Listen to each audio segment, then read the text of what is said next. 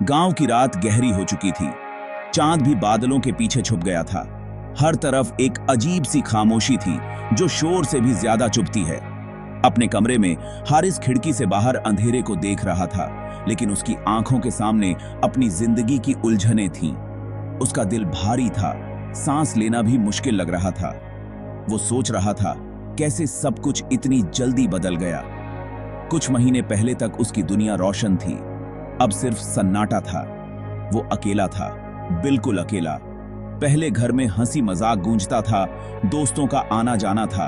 अब दीवारें उसे काटने को दौड़ती थीं। हर चीज वैसी ही थी, लेकिन कुछ भी पहले जैसा नहीं था। उसके जहन में एक ही सवाल था, क्यों? आखिर उसके साथ ही ऐसा क्यों हुआ? उसने आंखें बंद की। शायद सब कुछ एक बुरा सपना हो, पर हकीकत सपनों से ज्यादा जिद्दी होती है।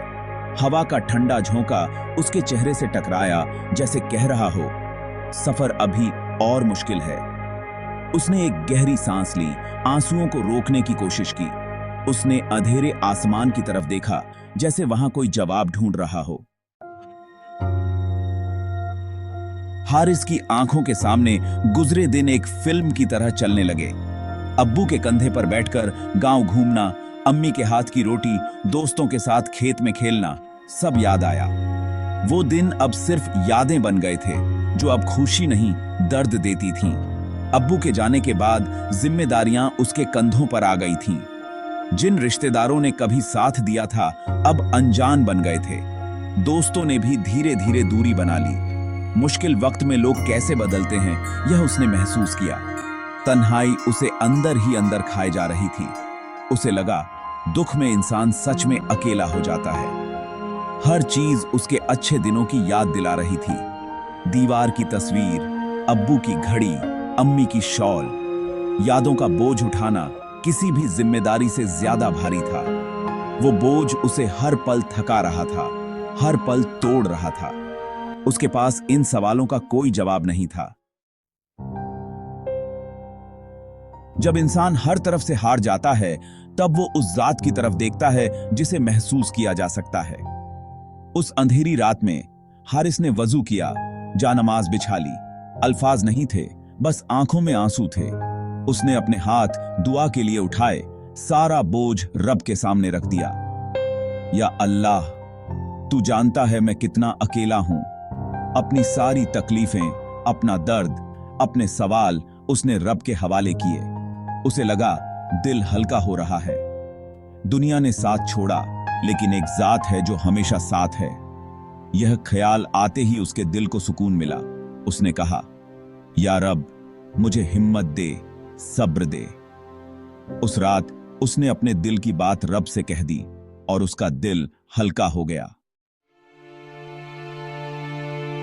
उस रात की दुआ के बाद सुबह हारिस उठा तो कुछ अलग था। सूरज की पहली किरण में नई उम्मीद थी। दिल अब भी उदास था, लेकिन बेचैनी नहीं थी। उसने फैसला किया, अब शिकायत नहीं, सिर्फ सब्र। हर नमाज के बाद अब दुआ में शुक्र था। उसने महसूस किया उसके पास अब भी बहुत कुछ है जिसके लिए वो शुक्रगुजार हो सकता है। उसका नजरिया बदल रहा था। अब जो है उस पर ध्यान था। उसे कुरान की आयत याद आई, बेशक हर मुश्किल के साथ आसानी है। जब भी कमजोर पड़ता वो आयत दोहराता। दुआ अब उसकी ताकत थी। उसने अपनी तन्हाई को ताकत बना लिया।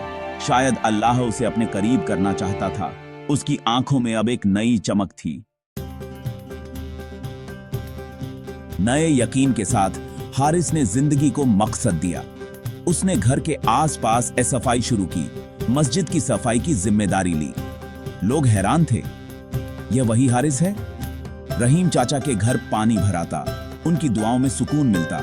गांव के बच्चों को शाम में पढ़ाता, उनकी हंसी में खुशी मिलती। छोटे काम उसकी जिंदगी का हिस्सा बन गए। अब उदास होने का वक्त नहीं था। पैसे नहीं मिलते थे, लेकिन सुकून और इज्जत मिल रही थी। गांव के लोग अब इज्जत से देखते, बात करते। हारिस सबको माफ कर चुका था। जब इंसान दूसरों के लिए जीता है, अपनी मुश्किलें छोटी लगने लगती हैं। उसका अकेलापन खत्म हो चुका था, लेकिन अब उसे इस साथ की जरूरत नहीं थी। अपने रब पर यकीन उसका सबसे बड़ा सहारा था। काम छोटा हो या बड़ा, नीयत साफ हो तो अल्लाह बरकत डाल देता है। एक शाम हारिस रहीम चाचा के पास बैठा था। रहीम चाचा, बेटा तुमने खुद को बहुत अच्छे से संभाला है। रहीम चाचा, जानते हो जब तूफान आता है कमजोर पेड़ गिर जाते हैं, लेकिन जो पेड़ अपनी जड़ें गहरी कर लेते हैं वो खड़े रहते हैं। हारिस चाचा, जब सब साथ छोड़ जाते हैं इंसान क्या करे? रहीम चाचा, बेटा यह दुनिया मुसाफिर खाना है, कोई हमेशा के लिए साथ नहीं रहता।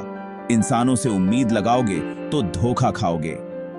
रहीम चाचा, असली सहारा तो बस वो ऊपर वाला है। जब सब दरवाजे बंद हो जाते हैं उसका दरवाजा खुला रहता है।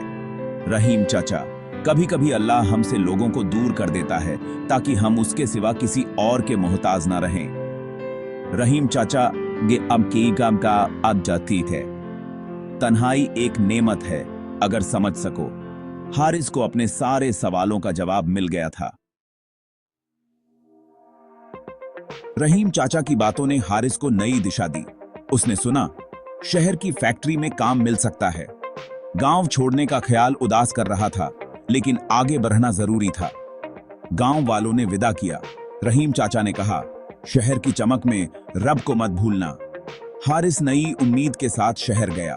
शहर अलग था, ऊंची इमारतें, भीड़, अनजान लोग। थोड़ी घबराहट हुई, लेकिन उसने खुद को संभाला। फैक्ट्री में मैनेजर से मिला, ईमानदारी से काम मिल गया। छोटा कमरा किराए पर लिया, मेहनत से काम करने लगा। तनख्वाह ज्यादा नहीं थी, लेकिन यह नई शुरुआत थी। हर महीने कुछ पैसे गांव भेजता रहीम चाचा को। शहर की भीड़ में भी अपनी तन्हाई में रब से बातें करता था। एक दिन बाजार में हारिस को समीर मिल गया, बचपन का दोस्त। समीर शर्मिंदा था, बोला, शहर की जिंदगी अजीब है, सब मतलबी हैं, मैं अकेला हूं। हारिस मुस्कुरा दिया, मैं भी अकेला था, लेकिन समझ आया इंसान कभी अकेला नहीं होता। जब सब साथ छोड़ देते हैं असली साथी मिलता है, रब। मैं भी रोया था, लेकिन अपना बोझ रब को दे दिया, उसने मुझे संभाल लिया। आज मैं अकेले रहता हूं, लेकिन तन्हा नहीं हूं। समीर की आंखों में आंसू आ गए, उसने माफी मांगी। हारिस बोला, माफी मत मांगो, शायद तुम्हारा दूर जाना भी जरूरी था। अगर तुम सब साथ होते तो मैं अपने असली सहारे को पहचान नहीं पाता। कभी कभी अल्लाह कुछ चीजें ले लेता है ताकि बेहतर दे सके। उसने मुझसे लोगों का सहारा ले लिया, अपना सहारा दे दिया। समीर चुप था। हारिस की बातों में सुकून था। दोस्ती फिर से नई रोशनी में आ गई। हारिस की जिंदगी अब मिसाल बन चुकी थी। उसने सीख लिया, खुशी चीजों या लोगों में नहीं, अल्लाह की रजा में है। तन्हाई सजा नहीं, मौका है खुद को पहचानने का, रब के करीब होने का। जब दुनिया का शोर कम होता है, हम अपने अंदर की आवाज सुन पाते हैं। असली सहारा किसी इंसान, रिश्ते या दौलत में नहीं, सिर्फ ऊपर वाले का है।